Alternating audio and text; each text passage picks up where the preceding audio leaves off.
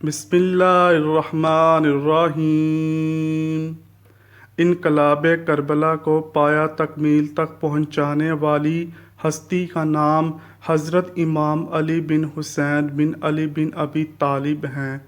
آپ کی ولادت مبارک 38 ہجری میں مدینہ منورہ میں ہوئی۔ آپ کے والد ماجد سیدنا امام حسین رضی اللہ تعالیٰ عنہ اپنے والد گرامی شیر خدا حضرت علی المرتضیٰ سے بے پناہ محبت کے باعث اپنے تمام بیٹوں کا نام علی ہی رکھا۔ عبادت کی کثرت کی وجہ سے آپ کا لقب سجاد، زین العابدین اور امین تھا۔ آپ کی والدہ سیدنا شہربانو سلام اللہ علیہا تھیں، جو کہ فارس کی شہزادی تھیں۔ 2 سال تک حضرت امام زین العابدین نے اپنے دادا شیر خدا حضرت علی کی گود میں پرورش پائی، پھر 10 سال تک اپنے تایا حضرت امام حسن کے زیر سایہ رہے، اور پھر تقریباً 11 سال تک کربلا کے واقعے سے پہلے تک آپ نے اپنے بابا جان حضرت امام حسین سے فیض حاصل کیا۔ دوستو، ایک دفعہ آپ خود سوچیں، جن کے استاد ایسے ہوں وہ شاگرد بھی تو امول ہی ہوگا۔ آپ جب بھی وضو کرتے تو خوف کے مارے آپ کا چہرہ زرد ہو جاتا۔ جب کوئی اس کا سبب پوچھتا تو آپ کہتے، تمہیں پتہ ہے میں کس کے سامنے کھڑا ہونے جا رہا ہوں؟ واقعہ کربلا تاریخ اسلام ہی نہیں بلکہ تاریخ عالم کا بھی نہایت دردناک سانحہ ہے۔ حضرت امام زین العابدین اول سے آخر تک اس روح فرسا واقعے میں اپنے والد کے ہمراہ رہے، لیکن چونکہ سیدنا امام حسین کی شہادت کے بعد منصب امامت حضرت امام زین العابدین ہی کو سنبھالنا تھا، لہٰذا اللہ کی مشیت سے آپ بیمار ہوئے اور کربلا کے میدان میں جانے کے قابل نہ رہے۔ اندازہ کیجئے کہ کس قدر طاقت تھی صدائے حضرت سجاد امام زین العابدین میں کہ یزید جیسا حکمران اپنے جاہ و جلال کے باوجود خاک چاٹنے پر مجبور ہوا۔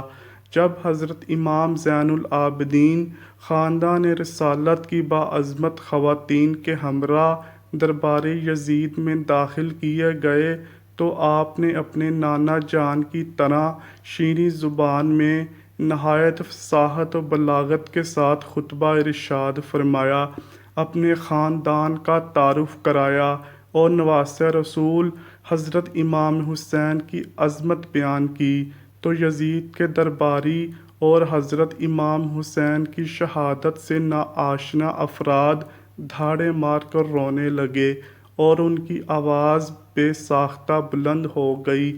یہ حال دیکھ کر یزید گھبرا اٹھا، کہیں کوئی فتنہ نہ کھڑا ہو جائے۔ اس نے اس کے رد عمل میں فوراً مؤذن کو کہا کہ اذان شروع کر دو تاکہ امام زین العابدین کا خطبہ منقطع ہو جائے۔ واقعہ کربلا کے بعد امام زین العابدین 34 سال حیات رہے، لیکن آپ نے کربلا کی یاد کو ہمیشہ تازہ رکھا۔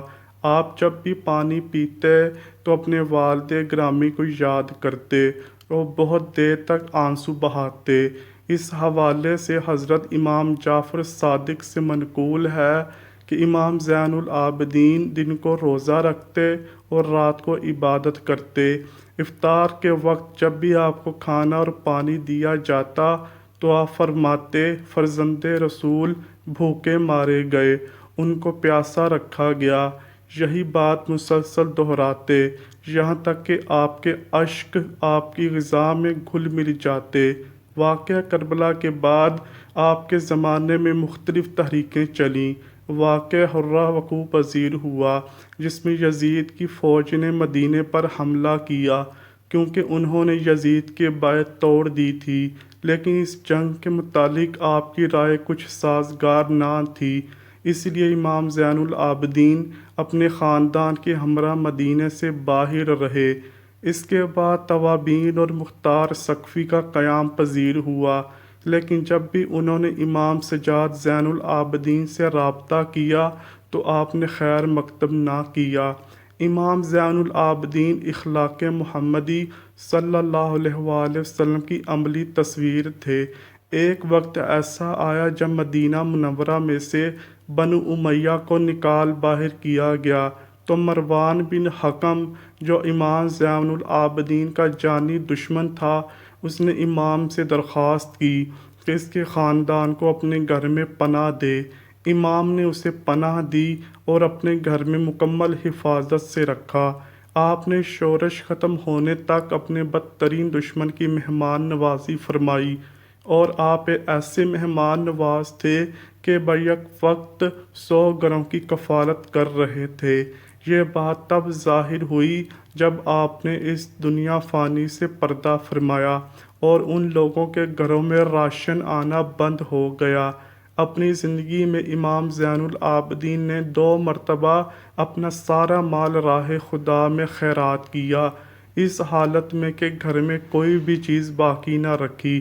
علامہ ظاہری لکھتے ہیں، امام زین العابدین ایک رات میں 1000 نوافل ادا کیا کرتے تھے۔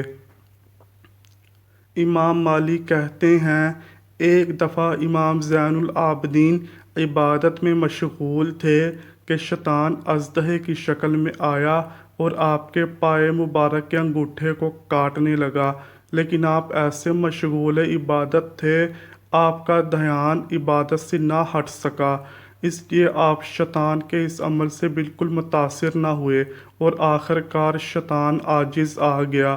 ایک دفعہ حج پر گئے تو سب لوگ لبیک پکار رہے تھے، لیکن آپ نے لبیک نہیں کہا۔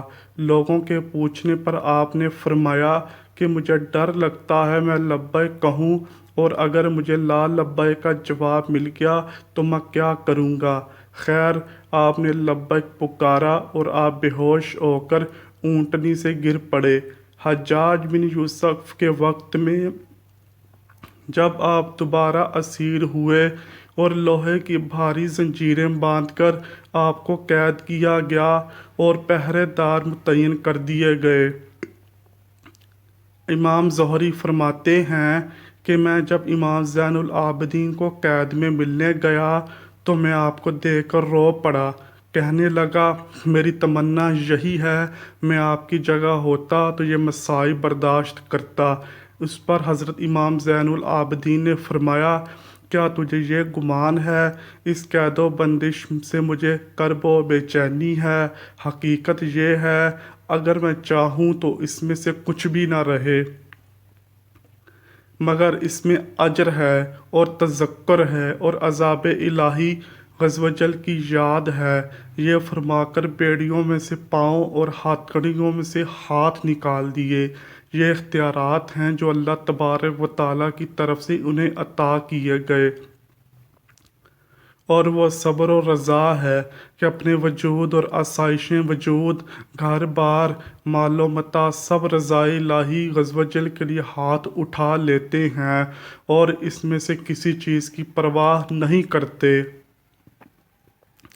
حضرت امام زین العابدین اگرچہ گوشہ نشینی کی زندگی بسر کر رہے تھے، لیکن آپ کے روحانی اقتدار کی وجہ سے بادشاہ وقت نے آپ کو قید و بند کرنے کے بعد زہر دینے کا پروگرام بنایا۔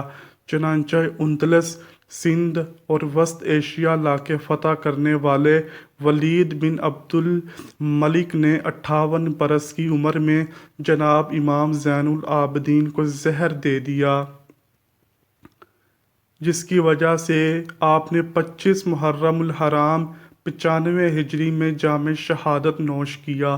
آپ کی نماز جنازہ آپ کے بیٹے امام محمد باقر نے ادا کی اور آپ کو جنت البقیع میں آپ کے تایا جان حضرت امام حسن اور دادی جان حضرت بی بی فاطمہ سلام اللہ علیہا کے پہلوں میں دفن کیا گیا۔ اللہ تعالیٰ ان کے ظاہری و باطنی برکات سے مسلمانوں کو فیض یاب فرمائے، ان کی اخلاص مندانہ قربانیوں کی برکت سے اسلام کو ہمیشہ مظفر اور منصور رکھے۔ اللہ ان کامل ہستیوں کے صدقے امت رسول صلی اللہ علیہ وآلہ وسلم پر اپنا رحم اور اپنا کرم نازل فرمائے۔ آمین یا رب العالمین۔